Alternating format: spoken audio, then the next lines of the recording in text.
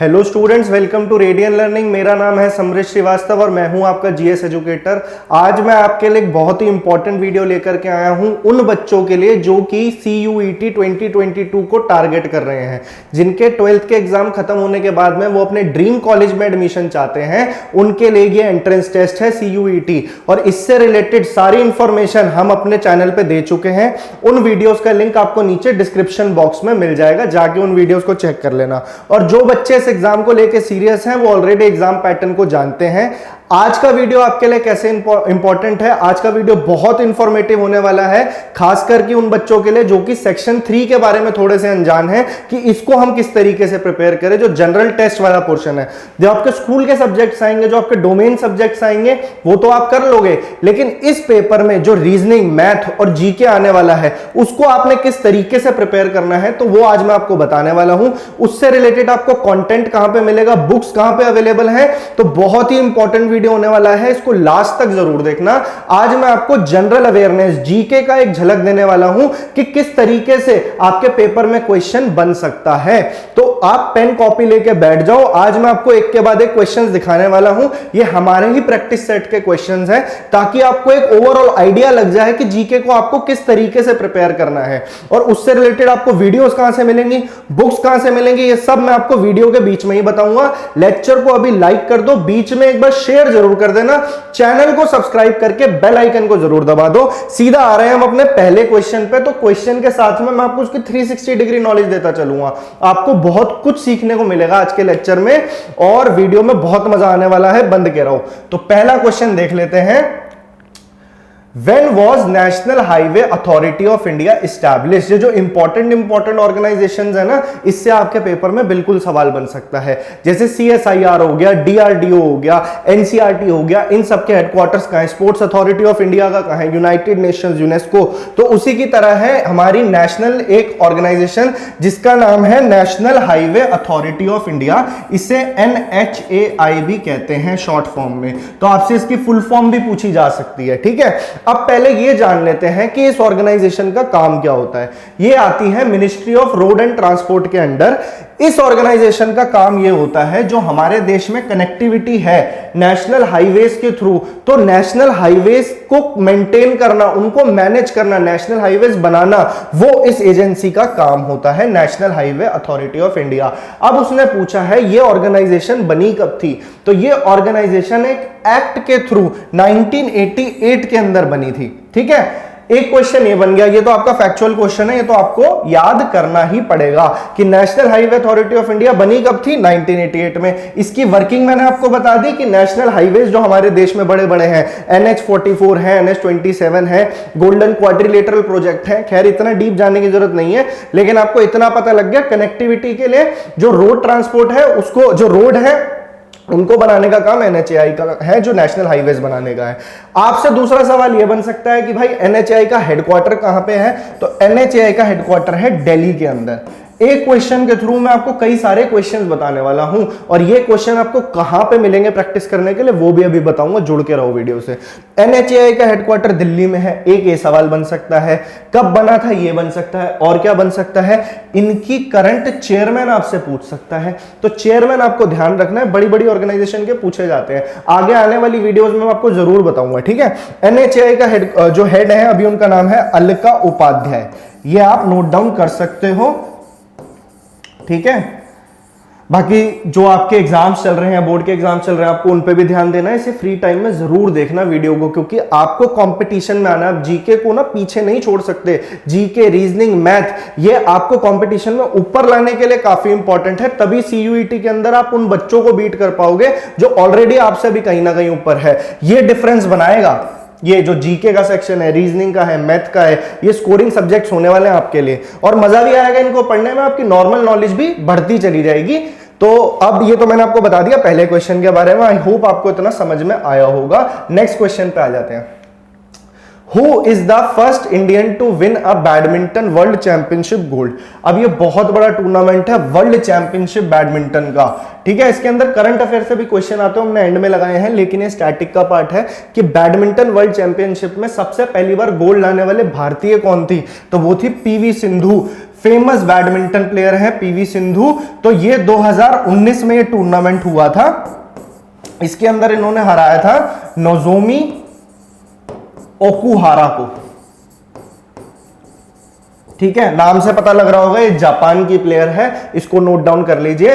Nozomi Okuhara को इन्होंने 2019 में हरा करके इस चैंपियनशिप में गोल्ड हासिल किया था।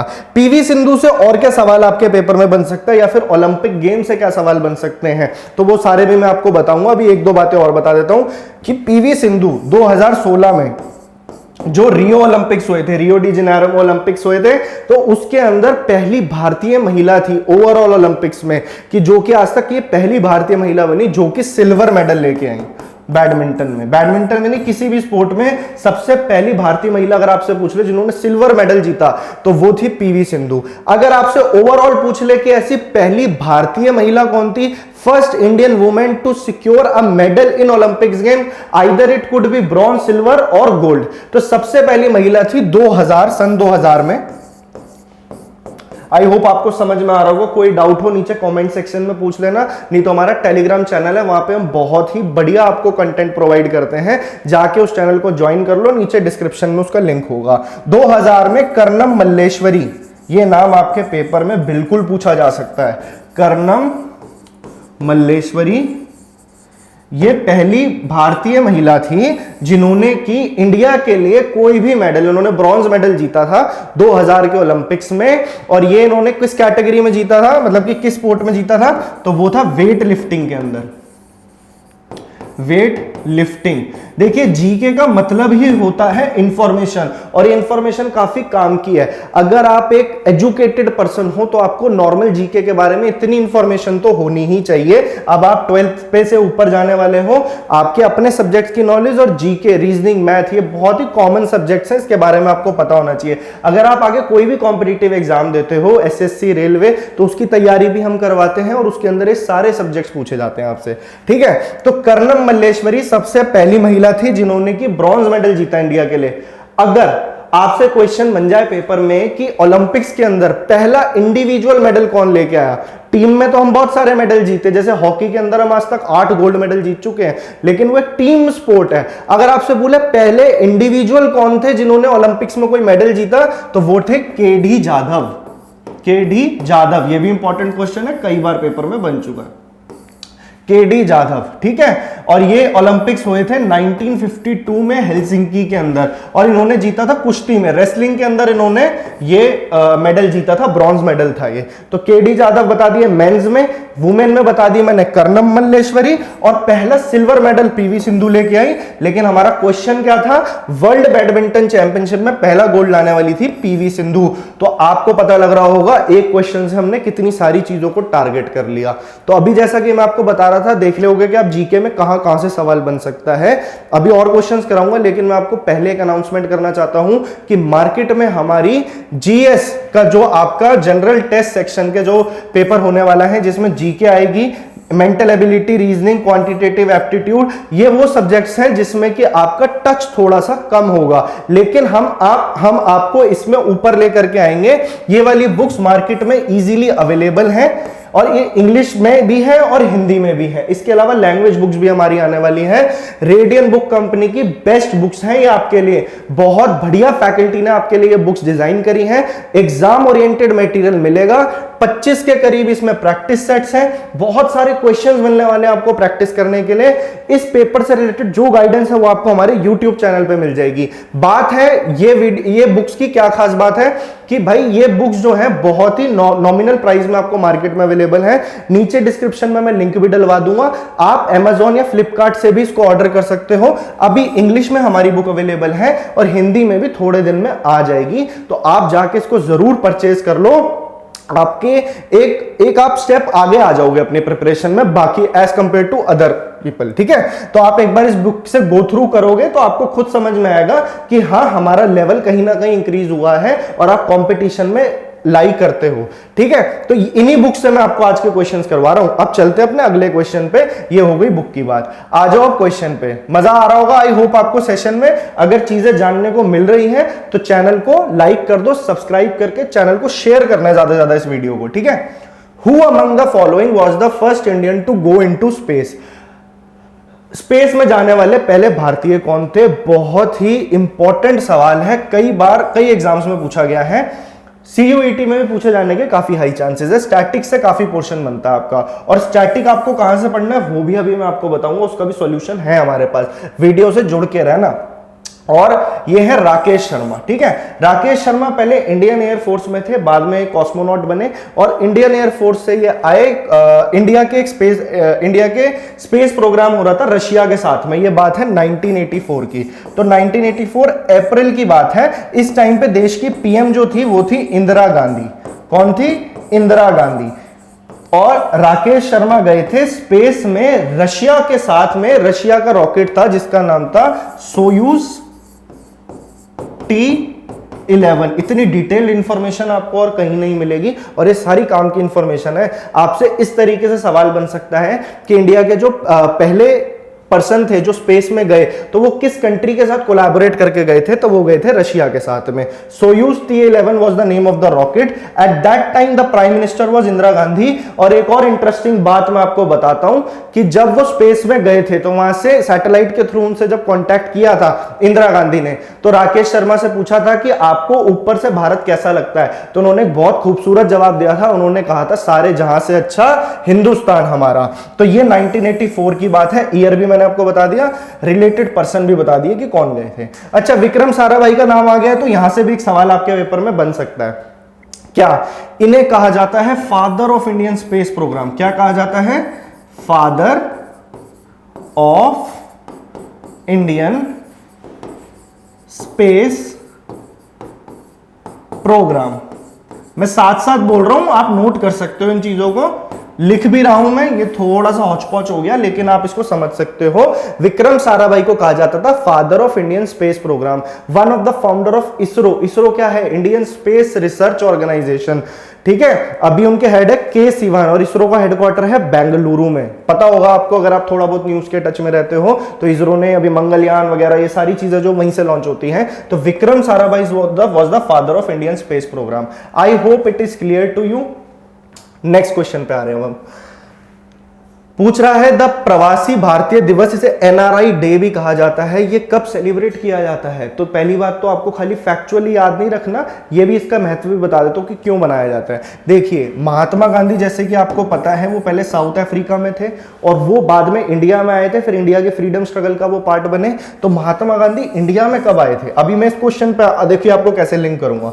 महात्मा गांधी इंडिया में आए थे 1915 में, ठीक है। किस डेट को आए थे? तो वो आए थे 9th of January।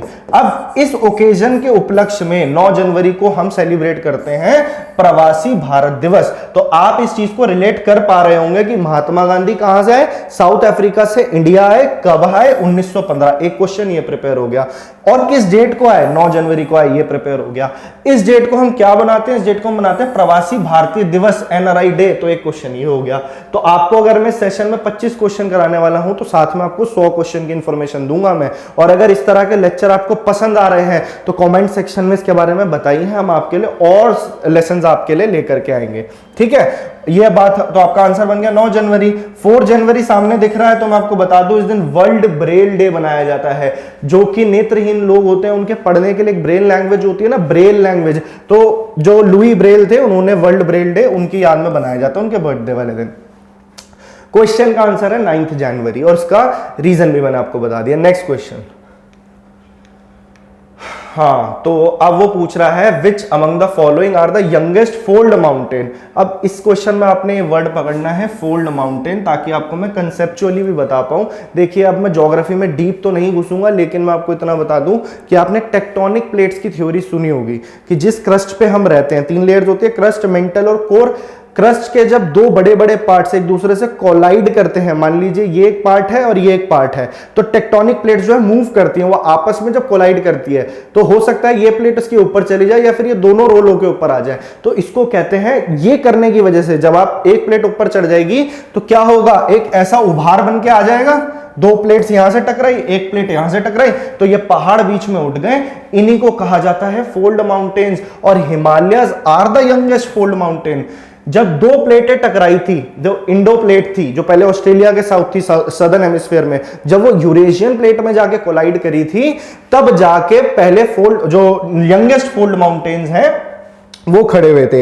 यंगेस्ट इसलिए क्योंकि सबसे न्यूली फॉर्म्ड है। अब न्यूली ऐसी बात नहीं कि परसों की बात है, ये धरती के इतिहास के हिसाब से नए हैं, बहुत पुरानी बात है। बीच में टेथिस सी हुआ करता था और ये माउंटेन्स की लेयर्स बड़ी बड़ी खड़ी हो गई, जिसमें कि 3 लेयर्स हम पढ़ते हैं आगे। अगर आप ज्योग्राफी के स्टूडेंट हैं तो आप जानते होंगे, greater Himalayas, middle Himalayas and inner Himalayas.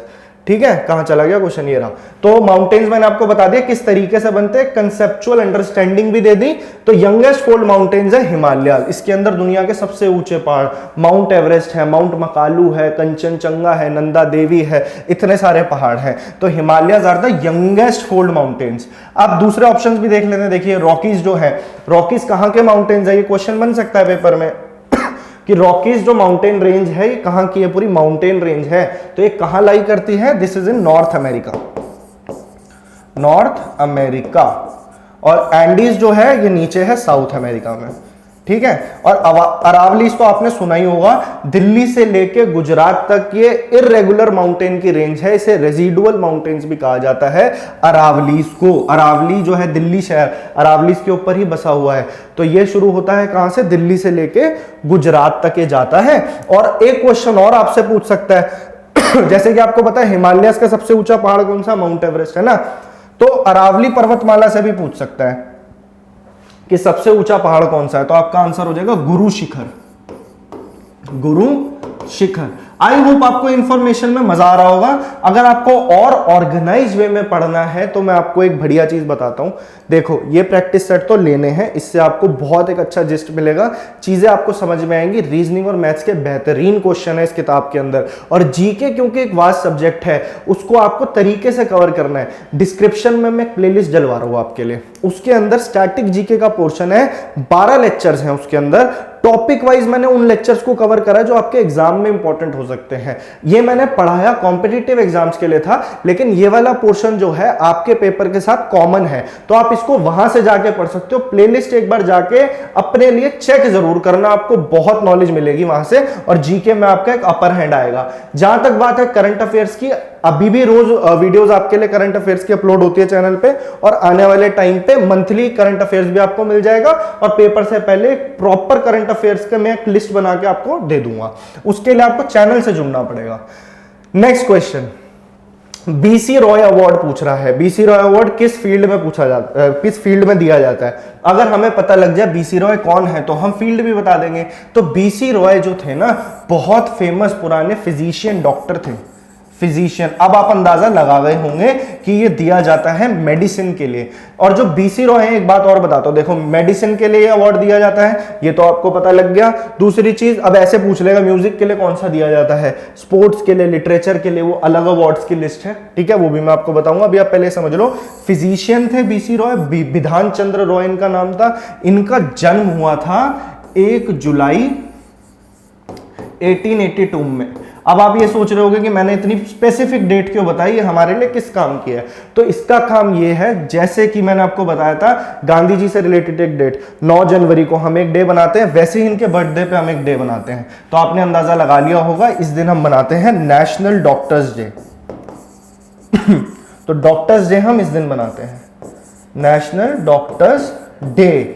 ये बिल्कुल सवाल आपके पेपर में बन सकता है कि नेशनल डॉक्टर्स डे हम क्यों बनाते हैं, इनके बर्थडे पे बनाते हैं 1 जुलाई को। किनका बर्थडे? बीसी रॉय का। बीसी रॉय अवार्ड कब दिया जाता है? तो मेडिसिन के अंदर दिया जाता है। आई होप चीजें आपको क्लियर हो रही होंगी। लेक्चर आपने लाइक कर ही दिया होगा, शेयर करने की बात है तो लेने के बाद में शेयर कर लेना लेक्चर, या फिर अभी करना चाहते हो अभी कर दो। ज्यादा से ज्यादा बच्चों तक आपको ये वीडियो पहुंचानी है, ठीक है? तभी एज अ टीचर हमको भी मोटिवेशन आता है कि आपको बेस्ट से बेस्ट कंटेंट हम प्रोवाइड करें। Who is the author of the book a suitable boy? ऐसी बुक्स भी आपसे पूछ लेगा, कि ज्यादातर तो चांस है कि आपसे करंट अफेयर्स में जो रिलेटेड बुक्स हैं वो पूछे, लेकिन जो ऐतिहासिक, जो बहुत ही बेहतरीन लेजेंडरी बुक्स हैं, अ सूटेबल बॉय उनमें से एक है, तो ऐसी बुक्स के ऑथर आपसे पूछ सकता है। तो बहुत फेमस ऑथर है इसके, इनका आंसर है विक्रम सेठ। विक्रम सेठ। और नाम भी देख लेते हैं, अरविंद डीगा। अरविंद डीगा से एक बुक आपसे पूछी जा सकती है, उसका नाम है द वाइट टाइगर। क्या नाम है? The white tiger. ऐसी बुक्स आपसे पूछ सकता है। अमर्त्य सेन बहुत इंपॉर्टेंट नाम है, अभी बताता हूं इनके बारे में हम आपको। अमर्त्य सेन की पहले तो आप बुक ध्यान रख लो, एक बुक आपकी इनकी ध्यान रख सकते हो, the argumentative Indian, argumentative Indian, ठीक है जी। और क्या इंपॉर्टेंट है, मैं इसको इरेज कर रहा हूं। आई होप अगर आपको चीजें समझ में आ रही हैं तो आप इसका स्क्रीनशॉट भी ले सकते हो। वीडियो की स्पीड बढ़ा के देखना चाहते हो तो वो भी देख सकते हो, स्लो करके देखना चाहते हो वो भी देख सकते हो। अभी मैं इसे इरेज कर रहा हूं और बातें बताता हूं। अमर्त्य सेन जो थे ना, देखिए दुनिया के सबसे प्रेस्टिजियस अवार्ड्स होते हैं नोबेल प्राइज, और इनको नोबेल प्राइज मिला हुआ है। ये इंडियन है जिनको 1998 के अंदर किस फील्ड में, वेलफेयर इकोनॉमिक्स के लिए, इकोनॉमिक्स थे ये, वेलफेयर इकोनॉमिक्स के लिए इनको नोबेल प्राइज मिला था। और ये सवाल बन सकता है क्योंकि गिने चुने लोगों को ही इंडिया में नोबेल प्राइज मिला है। एक थे सबसे पहले जीतने वाले रविंद्रनाथ टैगोर, उनके बारे में वीडियो में आपको आगे बताऊंगा। अभी आप इतना समझ लो, इनको 1998 में नोबेल प्राइज जीता था इन्होंने वेलफेयर इकोनॉमिक्स के लिए, ठीक है। नेक्स्ट क्वेश्चन पे आ जाते हैं। अच्छा, आपसे पेपर में एनवायरनमेंट से क्वेश्चन बन सकते हैं कि नेशनल पार्क कहाँ है, ये वाला टाइगर रिजर्व कहाँ है, तो ऐसे सवाल बन सकते हैं आपके पेपर में, तो वो भी देख लेते हैं। पहला नेशनल पार्क कहाँ पे बना इंडिया के अंदर, तो ये है आपका जिम कॉर्बेट नेशनल पार्क। इसके बारे में आपको एक चीज बताता हूँ, इस पार्क का नाम शुरू से जिम कॉर्बेट नहीं था, इसका नाम था हेली नेशनल पार्क। और जो मैं आपको लिस्ट बता रहा हूँ ना, नीचे आप डिस्क्रिप्शन में जाओगे तो आपको एक प्लेलिस्ट मिलेगी, उसके अंदर मैंने ये वाला पोर्शन टाइगर रिजर्व्स वाला, नेशनल पार्क का भी डालूंगा मैं, लेकिन टाइगर रिजर्व्स आपको मिल जाएंगे। उसमें मैंने नेशनल पार्क क्या है, टाइगर रिजर्व क्या है, वाइल्ड लाइफ सेंचुरी क्या है, वो सब मैंने आपको अच्छे से एक्सप्लेन कर रखा है। अपनी नॉलेज एनहांस करने के लिए उन वीडियोस को जरूर देखना और आपको पेपर में बिल्कुल मदद मिलेगी। तो इस पार्क का नाम था हेली नेशनल पार्क, और ये बना कब था, ये बना था 1936 के अंदर, ठीक है। नेशनल पार्क एक्चुअली में एक स्टेटस है, एक अगर कोई फॉरेस्ट है बहुत बड़ा और वहां पे बहुत रिच फ्लोरा और फौना है, बहुत रिच वैरायटी ऑफ एनिमल्स है, प्लांट्स है, तो उसका संरक्षण करने के लिए, उसको कंजर्व करने के लिए सरकार ये टाइटल देती है नेशनल पार्क का, या उसे टाइगर रिजर्व बना देगी या एलिफेंट रिजर्व बना देगी। तो नेशनल पार्क और वाइल्ड लाइफ सेंचुरी में कुछ डिफरेंस होता है, मैं आपको बाद में बताऊंगा। नेशनल पार्क जो है ये हेली था, 1936 में बना था। तो ऐसा क्या हुआ कि हेली का नाम जिम कॉर्बेट बन गया? देखिए इस एरिया के अंदर ना क्या था, पहली बात तो ये जान लो ये कौन सा एरिया है। जिम कॉर्बेट नेशनल पार्क है उत्तराखंड में, यूके लिख रहा हूं मैं, आप अपनी नोटबुक में नोट कर सकते हो, उत्तराखंड में। यहां पे बहुत सारे आदमखोर टाइगर्स हुआ करते थे, तो उनका शिकार किया था जिम कॉर्बेट ने, एक अंग्रेज थे जिन्होंने उनको शिकार करके वहां के लोगों को इस प्रॉब्लम से दूर किया था, जो आदमखोर टाइगर हो चुके थे। इसलिए इस पार्क का नाम बदल के कर दिया जिम कॉर्बेट नेशनल पार्क। कैसी लगी इंफॉर्मेशन? अगर मजा आया तो नीचे कमेंट में बताओ। दुधवा नेशनल पार्क, अब आपसे ये पूछ रहा है ये कहां पे है, तो ये है यूपी में, ये मैं आपको एक्स्ट्रा इंफॉर्मेशन दे रहा हूं। पेरियार नेशनल पार्क है केरला में, इंपॉर्टेंट है इसलिए मैंने ऑप्शन में रखे, और आपको इसके बारे में डायरेक्ट क्वेश्चन पेपर में बन सकता है। मनास, ओरांग, काजीरंगा, ये नेशनल पार्क्स आपने सुने होंगे, वन हॉर्न राइनोसोरस के लिए फेमस है। कहां पे है मनास, ओरांग और काजीरंगा, तीनों है असम के अंदर। आई होप आपको क्लियर होगा। देख सकते हो आपको एक ही लेक्चर में कम से कम टाइम में मैं कितनी इंफॉर्मेशन प्रोवाइड कर रहा हूं। और इसी तरीके से हमारे और लेक्चर्स भी है, रीजनिंग और मैथ्स की वीडियो आ चुकी है। एक बार रिवाइज कर लेते हैं कि डिस्क्रिप्शन में मैंने आपको क्या क्या बोला देखने के लिए। एक तो आपको पुरानी, अगर आप सीयूईटी की इंफॉर्मेशन चाहते हो तो वो वाली वीडियोस का लिंक आपको मिल जाएगा। दूसरा, आपको जो बुक परचेज करनी है इंग्लिश वाली, अगर आपको एक बार उसको देखना है, उसके फीचर्स भी उसमें लिखे होंगे, आप मार्केट में जाके एक बार एक ग्लिम्स ही ले आओ उस किताब का, आपको पता लग जाएगा कितने बेहतरीन टॉपिक्स हमने कवर करे हैं उसके अंदर। बढ़िया प्रैक्टिस सेट्स है, प्रॉपर इस एग्जाम का आइडिया मिलेगा आपको उन बुक्स के थ्रू, तो वो बुक्स जाके आप नियरेस्ट बुक स्टोर से जरूर खरीदें। तीसरी बात, अगर आपको जीके प्रिपेयर करनी है, मैं आगे भी लेक्चर्स लाता रहूंगा, उसके अलावा नीचे एक स्टैटिक जीके की प्लेलिस्ट में डलवा रहा हूं, उसमें 12 लेक्चर्स हैं, उनको आप देख लो, आपको खुद को फील होगा कि हाँ हमारी नॉलेज बड़ी है। आई होप आपको मजा आ रहा होगा। नेक्स्ट क्वेश्चन पे चलते हैं। Nagara style of architecture is generally seen in the temples of dash India. अभी क्या है ना ये कि इस स्टाइल में ये आर्किटेक्चर का स्टाइल है जिसका नाम है नागरा स्टाइल। जैसे कि आप मंदिर देखते हो, मंदिर के ऊपर ऐसे ये पॉइंटेड स्ट्रक्चर्स होते हैं ना, कि इसके ऊपर फिर झंडा लगा होता है, मान लीजिए मंदिर है, ये हो गया। तो ये वाला जो स्ट्रक्चर होता है इसको बोलते हैं नागरा स्टाइल ऑफ आर्किटेक्चर, और ये नॉर्थ इंडिया के टेम्पल्स में देखा जाता है। शिखर टाइप की, एक चोटी टाइप की बनी होती है। तो ये नागरा स्टाइल जो है नॉर्थ इंडिया के अंदर जो टेम्पल्स होते हैं उसके अंदर देखा जाता है। तो मन में आपके सवाल होगा साउथ इंडिया में किस टाइप का आर्किटेक्चर होता है? तो साउथ इंडिया में होता है द्रविड़ स्टाइल का। किस स्टाइल का? द्रविड़, ठीक है। और जब हम द्रविड़ स्टाइल और नागरा स्टाइल को एक साथ कर देते हैं, इसको हम कंबाइन कर देते हैं, तो निकल के आता है क्या? तब आता है वेसारा स्टाइल। इस स्टाइल के भी मंदिर हैं। हमारा देश ट्रेडिशनली काफी रिच है और आपको ये बातें पता होनी चाहिए। तो वेसारा स्टाइल का आर्किटेक्चर तब होता है जब नॉर्थ इंडिया और साउथ इंडिया का आर्किटेक्चर हम मिक्स करते हैं, तो वेसारा स्टाइल के मंदिर आते हैं। उस प्लेलिस्ट में आपको सारे टेम्पल्स भी मिल जाएंगे कि कौन सा इंपॉर्टेंट टेम्पल कहाँ पे है, जगन्नाथ का मंदिर कहाँ है, द्वारकाधीश कहाँ है, 12 ज्योतिर्लिंग कहाँ है, 4 धाम कहाँ है। तो एक से एक बढ़िया इंफॉर्मेशन है उस वीडियो में। नेक्स्ट आ जाते हैं, द सिटी ऑफ डेस्टिनी कहाँ मिलेगी? डिस्क्रिप्शन में जाओ और स्टैटिक जीके की प्लेलिस्ट देखो। City of Destiny, Jewel of the East Coast, Goa of the East refers to which of the following? अभी ये बात हो रही है सोब्रिक्वेट्स की। सोब्रिक्वेट्स क्या होता है? कुछ टाइटल्स दे दिए, जैसे आपको भी आपके घर में चिंटू, पिंटू, बबलू करके बुलाते हैं ना, तो वैसे ही कुछ टाइटल सिटीज के भी होते हैं कि ये सिटी इसके लिए फेमस है। तो जो विशाखापट्टनम आंध्र प्रदेश की एक कोस्टल सिटी है, वहां पे उसको नाम दिया गया है कि इसे सिटी ऑफ डेस्टिनी कहा जाता है, इसे ज्वेल ऑफ ईस्ट कोस्ट कहा जाता है। रेफरेंस के लिए तीनों चीजें मैंने बता दी। और गोवा ऑफ द ईस्ट कहा जाता है। गोवा वैसे वेस्ट में पड़ता है, लेकिन ईस्ट का गोवा किसे कहा जाता है? विशाखापट्टनम को कहा जाता है। कहां है विशाखापट्टनम? आंध्र प्रदेश के अंदर है, ठीक है। वैसे नई दिल्ली को भी कुछ कहा जाता होगा, तो न्यू दिल्ली को कहा जाता है सिटी ऑफ रैलीज। क्या कहा जाता है? City of rallies. बहुत सारी इंफॉर्मेशन भरी हुई है आपके लिए आज के लेक्चर में, और बहुत मजा आएगा आपको जब ये चीजें याद हो जाएंगी। बार बार रिवाइज करो, चीजें देखो, अपनी नोटबुक में लिखो, स्क्रीनशॉट लो, उससे रिवाइज करो। बहुत सारे तरीके हैं, अगर आप नॉलेज लेना चाहो तो बहुत सारे तरीके, और यही चीजें आपको उस पेपर में बेनिफिट करने वाली है CUET के एग्जाम में। जो अभी मेहनत कर लेगा उसे ये चीजें समझ में आएंगी। डिब्रूगढ़ असम के अंदर है, और असम किसके लिए फेमस है? चाय के लिए। और यहाँ पे सबसे ज्यादा चाय का उत्पादन होता है डिब्रूगढ़ में, इसलिए इसे कहा जाता है T city of India. T city of India. ये थोड़ा सीक्वेंस में नहीं लिखा हुआ, लेकिन आई होप आपको चीजें समझ में आ रही होंगी, क्योंकि मैं एक एक चीज अच्छे से एक्सप्लेन कर रहा हूं। नेक्स्ट क्वेश्चन पे आ जाते हैं। How many world heritage sites are located in India as of July 2021? तो सवाल, पहली बात तो ये है वर्ल्ड हेरिटेज साइट होती क्या है। अब मैं डायरेक्ट आपको बता दूं कि ये आंसर है, तो आपका तो मोटिव नहीं सॉल्व हुआ ना, याद कैसे रहेगा? वर्ल्ड हेरिटेज साइट क्या होती है? देखिए, ट्रेडिशनली और कल्चरली पूरे वर्ल्ड में जो जो इंपॉर्टेंट जगहें हैं, मॉन्यूमेंट्स हैं, इन्वायरमेंटल जगहें हैं, जिसका कि इंटरनेशनल लेवल पे एक इंपॉर्टेंस है, तो उसको ये स्टेटस दिया जाता है कि हाँ भैया, इसको हम वर्ल्ड हेरिटेज साइट का स्टेटस दे सकते हैं। अब वर्ल्ड हेरिटेज साइट, आई होप आपको क्लियर हो गया होगा कि जो चीजें रिच हैं ट्रेडिशनली, कल्चरली, इन्वायरमेंटली, तो उनको वर्ल्ड हेरिटेज साइट का स्टेटस मिलता है। अब बात है वर्ल्ड हेरिटेज साइट का स्टेटस देता कौन है? तो वो देता है यूनेस्को, ठीक है। यूनेस्को एक इंटरनेशनल ऑर्गेनाइजेशन है। इसकी आपसे फुल फॉर्म पूछी जा सकती है, तो अभी बता देता हूं। देखो, साथ साथ लिखना, यूनाइटेड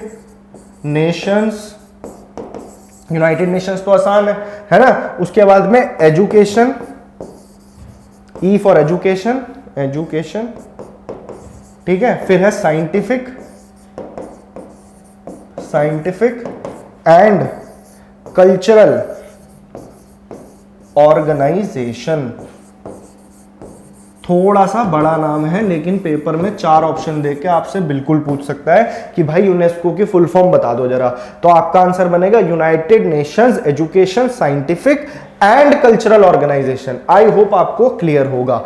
एक और क्वेश्चन बनेगा आपसे, बिल्कुल बन सकता है। और इंटरनेशनल ऑर्गेनाइजेशन जितनी भी इंपॉर्टेंट है ना, वो भी आपका समाधान उसी प्लेलिस्ट में पड़ा हुआ है, पहली वीडियो है, तो वहां आप देख सकते हो। अभी देख ले तो यूनेस्को का हेडक्वार्टर्स कहाँ है? यूनेस्को का हेडक्वार्टर है पेरिस में। पेरिस कहाँ है? फ्रांस में, ठीक है। यूनेस्को के अभी करंट हेड कौन है? तो वो है ऑड्रे अजोले। क्या नाम है? Audrey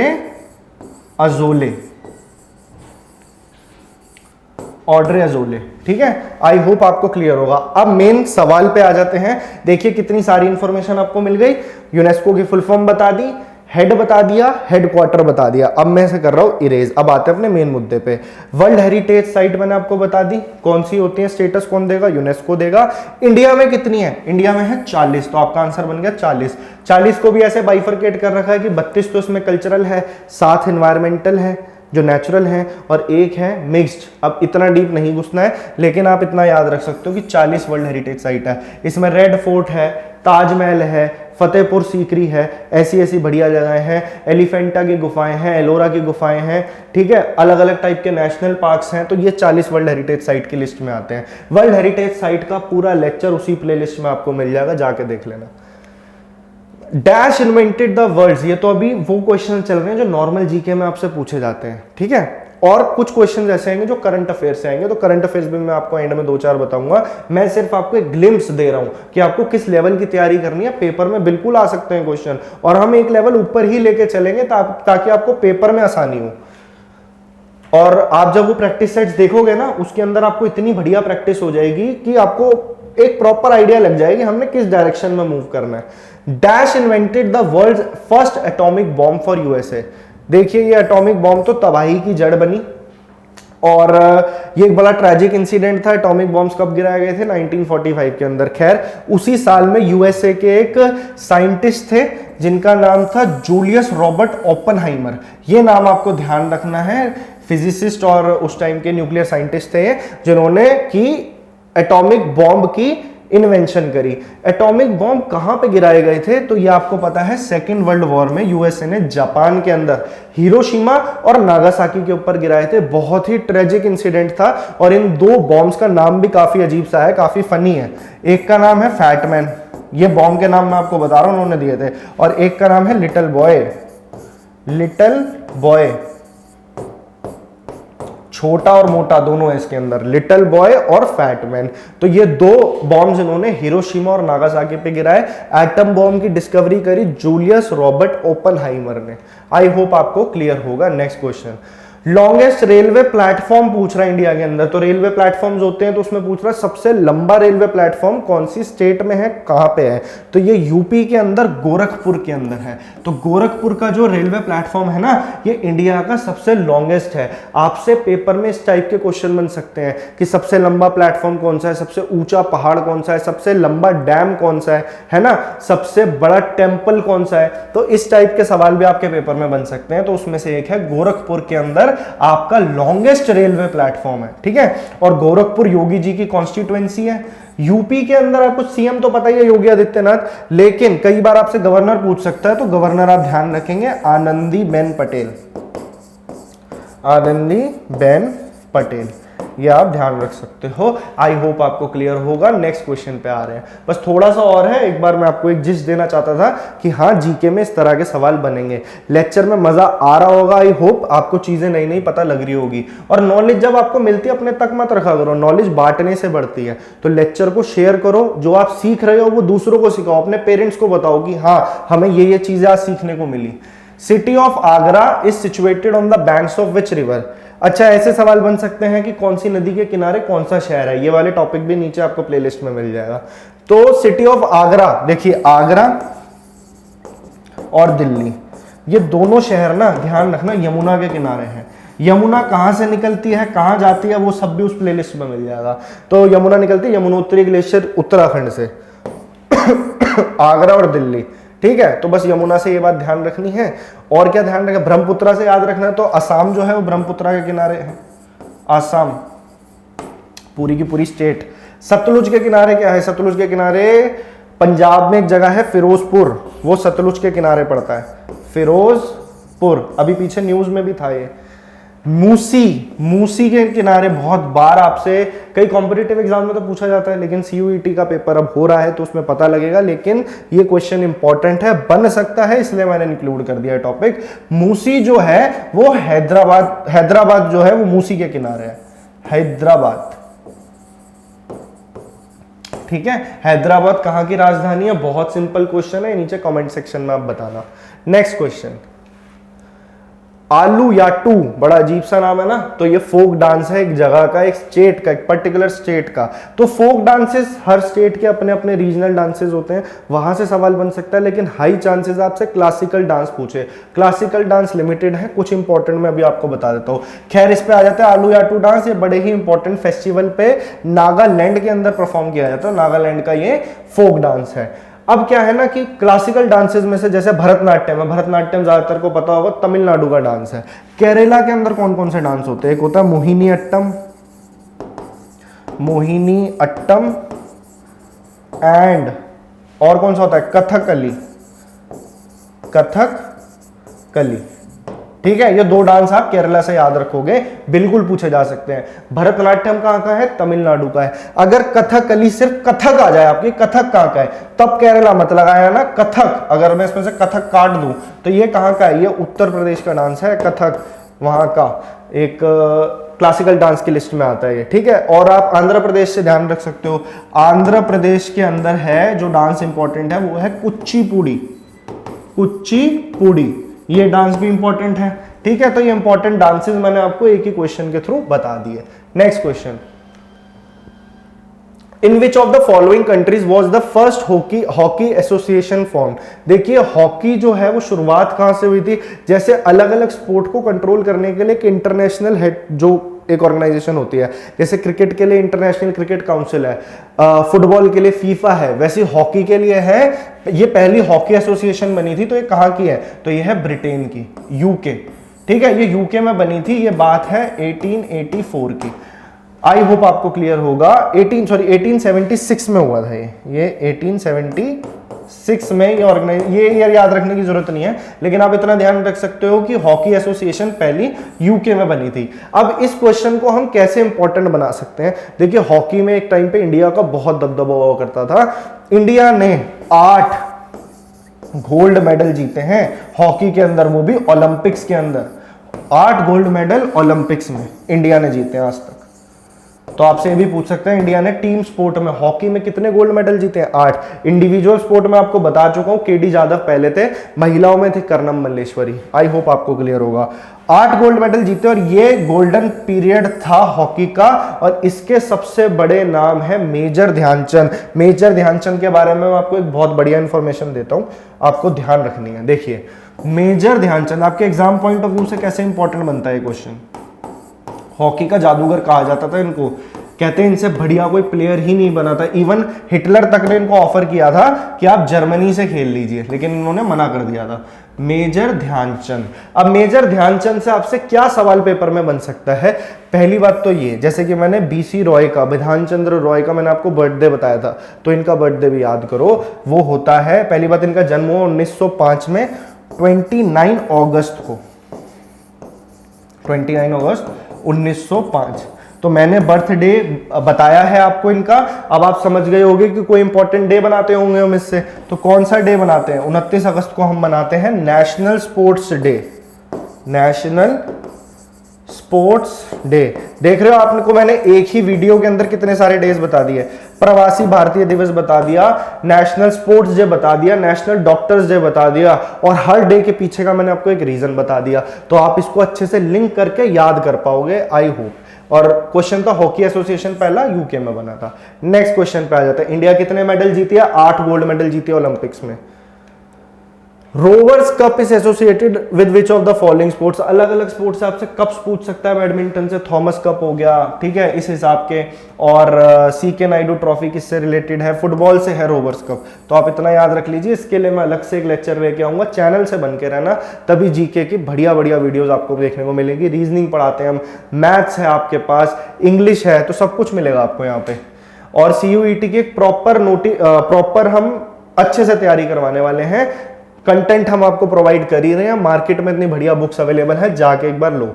Nepal shares a border with which other country besides India? देखिए बॉर्डर से रिलेटेड ना आपके पेपर में क्वेश्चन बन सकते हैं, तो मैं ये तो नहीं कहूंगा सारे इंटरनेशनल बॉर्डर याद कर लो, लेकिन इंडिया से रिलेटेड जो बातें हैं उनको जरूर ध्यान रखना। खैर अभी नेपाल की बात हो रही है, नेपाल का पूछ रहा है कि किसके साथ बॉर्डर लगता है। देखिए नेपाल एक लैंड लॉक्ड कंट्री है, नेपाल में ही माउंट एवरेस्ट है। अगर मेरे पास मैप नहीं है, वरना मैं आपको बताता कि नेपाल जो है एक तो बॉर्डर उनका इंडिया के साथ लगता है, दूसरा ऊपर का बॉर्डर लगता है टेक्निकली तिब्बत के साथ लगता है, लेकिन तिब्बत को ऑक्यूपाई कर रखा है चाइना ने। तो आपका आंसर बनेगा चाइना। क्या बनेगा? चाइना। तो चाइना का बॉर्डर लगता है नेपाल के साथ, तो यही आंसर है। लेकिन अब मैं आपको इंडिया से रिलेटेड कुछ बातें बता देता हूं। देखिए, आपसे क्वेश्चन बन सकता है इंडिया का लैंड बॉर्डर कितनी कंट्रीज के साथ लगता है, तो आपका आंसर होगा 7 कंट्रीज के साथ। अगर क्वेश्चन आ जाए किसका नहीं लगता, तो उसके लिए आपको वो ऑप्शंस पता होने चाहिए। एमसीक्यू क्वेश्चन है, आपके पेपर में आएगा, तो आपको ये पता होना चाहिए किन किन कंट्रीज के साथ इंडिया का बॉर्डर लगता है। तो एक के बाद एक लिखते जाओ। सबसे पहले लिखो बांग्लादेश। बांग्लादेश सबसे ऊपर क्यों लिखवाया है? क्योंकि सबसे ज्यादा बॉर्डर, करीबन 4000 किलोमीटर का बॉर्डर इंडिया का बांग्लादेश के साथ लगता है। तो ये बात आपको रखनी है ध्यान। नेक्स्ट आ जाइए आप चाइना पे। चाइना का उसके बाद फिर आ जाओ पाकिस्तान। पाकिस्तान, ठीक है। Next Nepal, next Bhutan, next Myanmar. ये आपको ध्यान रखना ही होगी 6। और सबसे छोटा बॉर्डर लगता है अफगानिस्तान के साथ। 107 किलोमीटर का बॉर्डर लगता है अफगानिस्तान के साथ। अफगानिस्तान के साथ भी हमारा बॉर्डर लगता है। क्वेश्चन में पेपर कितने टाइप से बन सकता है, देखो। इंडिया का बॉर्डर कितनी कंट्रीज के साथ लगता है? 7 के साथ। सबसे ज्यादा किसके साथ लगता है? बांग्लादेश के साथ। सबसे कम किसके साथ लगता है? अफगानिस्तान के साथ। 4 ऑप्शन देगा, उसमें से पूछ लेगा किसका बॉर्डर इंडिया के साथ नहीं लगता, तो उसके लिए 7 नाम भी याद होने जरूरी हैं। तो देख रहे हो आपको कितने सारे क्वेश्चंस मैंने आपको एक ही सवाल के थ्रू करवा दिए। कहने के लिए सिर्फ 25 क्वेश्चन है, लेकिन मैं आपको इंफॉर्मेशन दे रहा हूँ 100 से ज्यादा की। लेक्चर पसंद आ रहा है, चीजें समझ में आ रही है, तो सिर्फ देख के मत चले जाना, इसको ज्यादा से ज्यादा शेयर करना आपकी रिस्पॉन्सिबिलिटी है। ये मैं आपके ऊपर छोड़ रहा हूँ, तभी मजा आएगा यार जुड़ने का आपस में। हम प्लान कर रहे हैं आगे लाइव लेक्चर्स लेने का, आपसे इंटरेक्ट करेंगे। जो चीजें पढ़नी है वो आप हमें बताइए, बेस्ट से बेस्ट कंटेंट मिलेगा। Which of the following parliamentary committees does not draw any member from Rajya Sabha? ये टिपिकल पॉलिटी का क्वेश्चन है। क्यों लिया गया है? क्योंकि ये कमिटीज होती हैं कुछ लोकसभा राज्यसभा के अंदर। ये कमिटीज का काम होता है, अलग अलग इनको एडमिनिस्ट्रेटिव पर्पस के लिए बनाया जाता है। कई सारी कमिटीज होती है, कमिटी ऑन पिटीशन है, पब्लिक अंडरटेकिंग है, पब्लिक अकाउंट्स है। तो इसके अंदर लोकसभा और राज्यसभा दोनों से मेंबर मिलते हैं, ठीक है। लेकिन एक लौती ऐसी कमेटी है जो सबसे इंपॉर्टेंट कमेटी भी मानी जाती है, कमेटी ऑन एस्टीमेट्स। जितना भी सरकार के प्रोजेक्ट्स चल रहे हैं उनके एस्टीमेट्स लगाना, पैसे का हिसाब रखना, ये सब कमेटी ऑन एस्टीमेट्स का काम होता है। इसके अंदर 30 मेंबर होते हैं और 30 के 30 ही लोकसभा से होते हैं। सवाल ऐसा टिपिकल था कि पार्लियामेंट्री कमेटी जिसमें कोई भी मेंबर राज्यसभा का नहीं होता, तो 30 मेंबर, सबसे बड़ी कमेटी भी यही है, सबसे ज्यादा मेंबर इसमें होते हैं, और सिर्फ लोकसभा के होंगे, ठीक है। ये टिपिकल पॉलिटी का क्वेश्चन है, जरूरी नहीं कि आपके पेपर में आए, लेकिन अगर आता है तो इंपॉर्टेंट है, आप कर सकते हो, ठीक है। Next question. और जरूरी नहीं है सारे क्वेश्चन लगा के आने यार, जीके के अंदर आपको इतना रखना है कि आप नॉर्मल कंपटीशन से ऊपर आ जाओ। और भी तो सब्जेक्ट्स हैं, आपके डोमेन सब्जेक्ट्स हैं, लैंग्वेज के सब्जेक्ट्स होंगे, और ये तो जो आपका जनरल टेस्ट का सेक्शन है ये आपको एक अलग मार्जिन से पास करवाएगा। जनरल टेस्ट जो होगा इंग्लिश, रीजनिंग, आपका मैथ्स, क्वांटिटेटिव एप्टीट्यूड और जीके, तो ये ज्यादातर बच्चे हो सकता है इसमें कमजोर हो, तो यहां आप अपनी बाजी मार सकते हो। और जब आप कंपटीशन में आप जाते हो ना, अभी तो आप स्कूल के एग्जाम्स दे रहे हो, तो एक परसेंटेज वाला आपको हिसाब किताब पता है, लेकिन जब आप रियल कंपटीशन में उतरोगे ना, पॉइंट कुछ मार्क्स के ऊपर सिलेक्शन रुक जाते हैं बच्चों के। हो सकता है आपके कुछ पॉइंट मार्जिन पे आप रह जाओ और कोई बड़े कॉलेज की बजाय आपको कोई छोटा कॉलेज मिल जाए, तो ऐसा भी हो सकता है। तो उस बात को ध्यान रखते हुए आपको बिल्कुल पढ़नी है सारी बातें। Who was awarded the Bharat Ratna award before becoming the president of India? देखिए क्या है ना, भारत रत्न अवार्ड जो है ये इंडिया का हाईएस्ट सिविलियन अवार्ड है। इससे ऊपर कोई अवार्ड नहीं है सिविलियन के लिए, हाईएस्ट सिविलियन अवार्ड। अलग अलग आर्टिस्ट, अलग अलग लोगों को मिलता है ये। और जो आर्मी वालों के लिए होता है हाईएस्ट गैलेंट्री अवार्ड, वो तो पता होगा आपको, परमवीर चक्र है, इससे शान की बात और कोई नहीं है। हाईएस्ट गैलेंट्री अवार्ड जो है, और हाईएस्ट सिविलियन अवार्ड है भारत रत्न अवार्ड। इससे रिलेटेड क्या क्या इंफॉर्मेशन आपको ध्यान रखनी है? पहली बात, भारत रत्न अवार्ड की शुरुआत हुई थी 1954 के अंदर, ठीक है। और 1954 में क्या है ना, हमारे देश में टोटल 6 प्रेसिडेंट्स ऐसे हैं जिनको भारत रत्न मिल चुका है, लेकिन उनमें से एक प्रेसिडेंट ऐसे हैं जिनको प्रेसिडेंट बनने के बाद नहीं मिला, प्रेसिडेंट बनने से पहले मिला, तो वो है सर्वपल्ली राधाकृष्णन। उस टाइम पे ये देश के वाइस प्रेसिडेंट थे, देश के पहले vice president, first vice president of India. तो ये बात तो आपको पता होनी चाहिए, सर्वपल्ली राधाकृष्णन। ठीक है। 1954 में टोटल 3 लोगों को मिला ये अवार्ड स्टार्टिंग ईयर में ही। तो किस किस को मिला? एक तो मिला सर्वपल्ली राधाकृष्णन को, ये बात ध्यान रखनी है। दूसरी बात आप ध्यान रखेंगे, सीवी रमन को मिला, सीवी रमन। अब ये सीवी रमन कौन है? तो ये मैं आपको बताता हूं, जैसे मैंने आपको बताया अमर्त्य सेन, नोबेल प्राइज मिला उनको इकोनॉमिक्स में। ये पहले ऐसे भारतीय हैं जिनको फिजिक्स में नोबेल प्राइज मिला। किसमें मिला? फिजिक्स में। क्यों मिला फिजिक्स में? इन्होंने खोज करी थी रमन इफेक्ट की, स्कैटरिंग ऑफ लाइट से रिलेटेड इनका ये खोज थी, रमन इफेक्ट।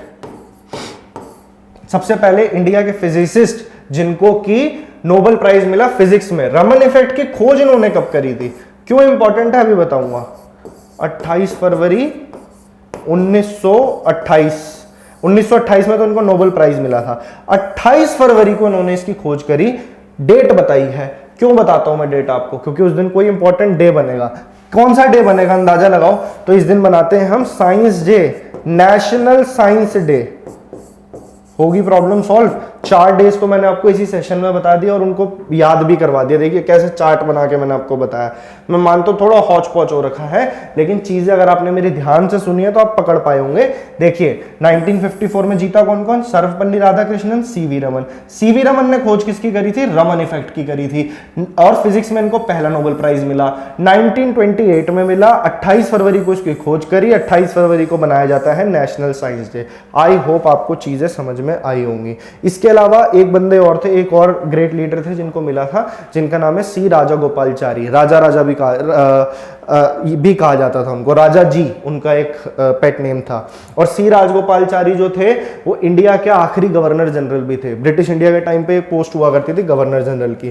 खैर बात है Bharat Ratna award president of India बनने से पहले किसको मिला था?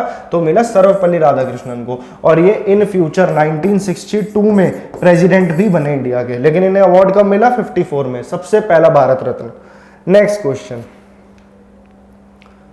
विच of the following is a private good? ये इकोनॉमिक्स का क्वेश्चन है, और जो बच्चों का इकोनॉमिक्स का बैकग्राउंड है उनके लिए तो ये बिल्कुल लॉलीपॉप क्वेश्चन है। और प्राइवेट गुड नाम से भी आप पकड़ सकते हो यार। प्राइवेट गुड क्या होता है? जो आपकी अपनी पर्सनल कंजम्पशन के लिए होगा। लिखा है ना, a good that is consumed by single person और हाउस होल्ड। फॉर एग्जाम्पल, आप कहीं रेस्टोरेंट में जाते हो, डिनर करते हो, पूरे समाज को तो नहीं कराते ना, खुद करा और आपने उसकी अवेलेबिलिटी खत्म कर दी, खाया, वो खत्म हो गया। पर्सनल यूज के लिए करा, ग्रोसरी आइटम लेके आए, पर्सनल यूज के लिए लेके आए, तो वो हो गया प्राइवेट गुड का एग्जांपल। पब्लिक गुड क्या होगा? जैसे कि एटमॉस्फेयर हो गया, इसकी जो सनलाइट हो गई है ना, और स्ट्रीट लाइट हो गई, जो बाहर पब्लिक टॉयलेट्स होते हैं पूरी पब्लिक के लिए, तो ये पब्लिक गुड के अंदर आ गया। इतना सिंपल क्वेश्चन था, तो ये तो अगर पेपर में गलती से भी दिख जाए सबसे पहले भाग के लगाना है इसको। हाँ, तो ये क्वेश्चन देख लेते हैं। Pops is India's first intelligent messenger, which entity has launch this facility? कुछ नहीं कह रहा वो क्वेश्चन में, कह रहा है ये एक टाइप का इंटेलिजेंट मैसेंजर ऐप है जो कि पेटीएम मनी ने लॉन्च करा है। इस ऐप का क्या यूज है? देखिए, जो भी मार्केट से रिलेटेड न्यूज होती है, कौन सी market? Stock market. Stock market में कहाँ इन्वेस्ट करना है, ठीक है, और बाकी स्टॉक के बारे में जितनी नॉलेज है, जितनी भी इंफॉर्मेशन है, जो भी न्यूज है मार्केट से रिलेटेड, स्टॉक मार्केट से, शेयर मार्केट से, वो सब आपको इस पर्टिकुलर प्लेटफॉर्म पे मिल जाएगी, पॉप्स पे। और इसको किसने लॉन्च किया है? इसको किया है पेटीएम मनी ने लॉन्च। इससे रिलेटेड और क्या क्वेश्चन बन सकता है? देखिए, पेटीएम मनी के आप सिर्फ सीईओ पूछ सकते हैं, तो सीईओ हैं इसके वरुण श्रीधर। क्या नाम है? वरुण श्रीधर। एक सीईओ आपसे पूछ सकते हैं। देखिए, जो इंपॉर्टेंट ऑर्गेनाइजेशंस होते हैं ना, जैसे वो तो मैंने बता दिया, लेकिन जो बड़ी बड़ी कंपनीज है, अमेजॉन, गूगल, फ्लिपकार्ट, ठीक है, और पेटीएम, फोन पे, इन सब के सीईओ भी आपसे पूछे जा सकते हैं। तो पेटीएम अभी ऊपर है, और पेटीएम मनी को पेटीएम से कंफ्यूज मत करना, पेटीएम के सीईओ अलग हैं, हालांकि उसी की ब्रांच है ये, लेकिन आपको पेटीएम के सीईओ भी याद रखने हैं। तो पेटीएम के सीईओ हैं विजय शेखर शर्मा। क्या नाम है? विजय शेखर शर्मा। आई होप आपको क्लियर होगा, इन दोनों में कंफ्यूजन नहीं लाना है आपको। नेक्स्ट क्वेश्चन पे आ जाते हैं। ये करंट अफेयर्स के क्वेश्चन है, बिल्कुल पूछे जाते हैं आपके पेपर में। करंट अफेयर्स को जीके के साथ में मर्ज करके किस तरीके से हमने कवर करना है। करंट अफेयर्स हम अपने लेक्चर्स भी रोज लेते हैं और आगे मंथली भी आपको देंगे, बिल्कुल मिलेगा आपको। यहाँ पे चैनल को सपोर्ट करना है बस। What is the objective of the पर्वतमाला स्कीम अनाउंस्ड? अब जैसे कि आपको नाम से पता लग रहा है, हाल ही की न्यूज है। हर साल बजट पेश होता है, आर्टिकल नंबर 112 उतना नहीं जाना, लेकिन बजट पेश होता है लोकसभा में। कौन करता है? Finance minister. अब मैं बजट क्यों बता रहा हूं, अभी बताता हूं। फाइनेंस मिनिस्टर जो है हमारी निर्मला सीतारमण, उन्होंने इस स्कीम को उस बजट के अंदर लॉन्च किया। आप नाम से पकड़ पा रहे हो, ये पर्वतों के बारे में है, जो हिली एरियाज हैं उसके अंदर। जैसे कि आप जानते हो ट्रांसपोर्टेशन कितना मुश्किल होता है, कॉस्टली भी पड़ता है और इन्वायरमेंट को भी नुकसान होता है, इतना फ्यूल वगैरह सब कुछ यूज होता है। तो उस प्रॉब्लम को सॉल्व करने के लिए पर्वतमाला स्कीम बनाई गई है, ताकि ट्रांसपोर्टेशन इन हिल्स को इजी बनाया जा सके। रोपवेज के थ्रू बहुत इजी तरीके से आपका ट्रांसपोर्टेशन होगा आपसे पर्वतमाला प्रोजेक्ट के अंदर। तो ये एक सरकार का इनिशिएटिव है और ये आपसे पेपर में बिल्कुल पूछा जा सकता है कि पर्वतमाला स्कीम भैया इनमें से किससे रिलेटेड है? क्या वो एडवेंचर स्पोर्ट्स से है, पिलग्रिमेज साइट से है, प्रोटेक्शन ऑफ वाइल्ड लाइफ से है? नहीं, वो ट्रांसपोर्टेशन इन हिल से रिलेटेड है। आपको आई होप बहुत सारी चीजें समझ में आ रही होंगी। बस एक दो क्वेश्चन और है। Which film get the film of the year award in Dadasaheb Phalke international film festival award 2022 held in Mumbai?